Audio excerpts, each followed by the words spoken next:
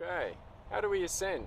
And is our ascension or spiritual strategy and our path simply a continued extension of our social programming? Yeah, chunky one. Simple though. So, the way I see it, my interpretation with clients and friends, and I used to do it too, taking our spiritual strategy from our mindset that is being socially programmed, and without successfully clearing as much of that as possible, it's what happens. It requires take the action and the effort to do the work and get the rewards. So if we have that same socially programmed mindset and then take it to the divine, then that doesn't seem like it's as expansive as the divine and the universe, and therefore the peace, love and joy and ecstasy that is possible. It doesn't seem to fit, does it? You know, there's times where we're just, feeling flowing and feminine and in the zone, and just, things just seem to happen. We're not thinking much. Yet, so many times let's look at it through the chakras. Because it's easy. Okay, the idea comes in through the crown, great, gets to the mind, which is, if that's still got lots of social programs there, it's coming from the soul, getting through to, the fifth dimension, which is the astral realm where the thoughts and beliefs are stored, and then going back up to the divine.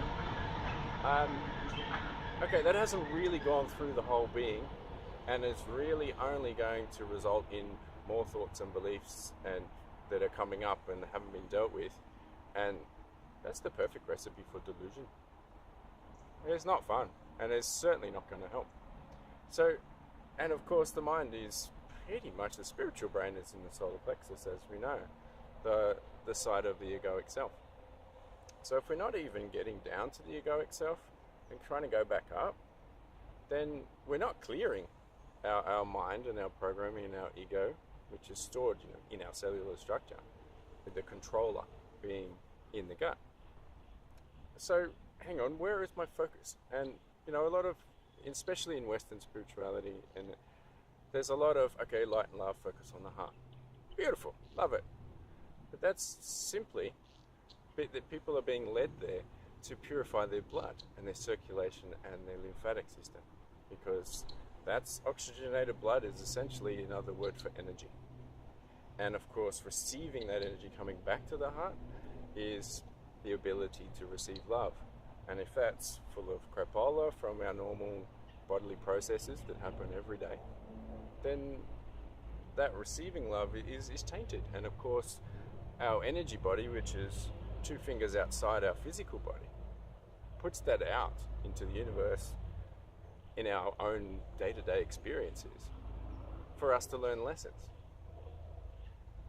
from that particular experience. Hang on, I've got to fix this, I've got to make an adjustment.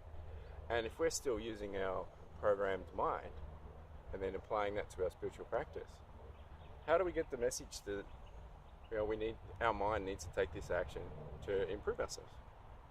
It simply doesn't happen. So, a suggestion, focus on the base chakra, because we're programmed up here already. There's plenty going on up here, and many people are very awake without having trained and given the guidance for more balance. So this is why I love nature time so much. I'm always doing videos in nature to try to get that message across, because the base chakra is where Kundalini Shakti lives. Simple. That's the coccyx, that's where our grounded, our sense of feeling, our getting stuff done. And on our spiritual path, guess what? We need to get stuff done to grow and to help ourselves and to help others. So, also, where our femininity is stored, and our masculinity as well. Yeah, it's in the sacral, or the Swadhisthana. So, how about we focus down there? As a result, we can get rid of our stuff quicker and faster and feel more feminine and flowing or masculine, and have our potency and our presence on track with who we are. Because the urinary tract is the secondary chakra for the kidneys. And of course, kidneys store fear. The urinary tract is where, and our sacral chakra is where we have our happiness. how about we clean out that area so we can have more happiness, peace, love, joy, and ecstasy? Yes, please. And of course, that means we've got our focus with some herbs and our diet and lifestyle practices down low so we have more energy flow. Right? Simple circuitry, creating a much bigger energy pattern so we can just simply get through our stuff and do it on a daily basis for actual growth on a regular basis. None of this, no, I have to feel comfortable in this environment on a retreat or a yoga session or something. No, this is done on a daily basis with our daily rituals, because then we feel like we're growing and doing something for ourselves. Even if we just have a normal day-to-day job at work, or, just nothing special happened. But isn't that really nice to know and to feel that my spiritual path is improving and growing because I have the perfect daily rituals for me? I kind of like that. That's very beneficial. And then, of course, with those rituals, it creates a flow-on effect in the body, and then, of course, in the energy and the field and our experiences. All from these simple little practices.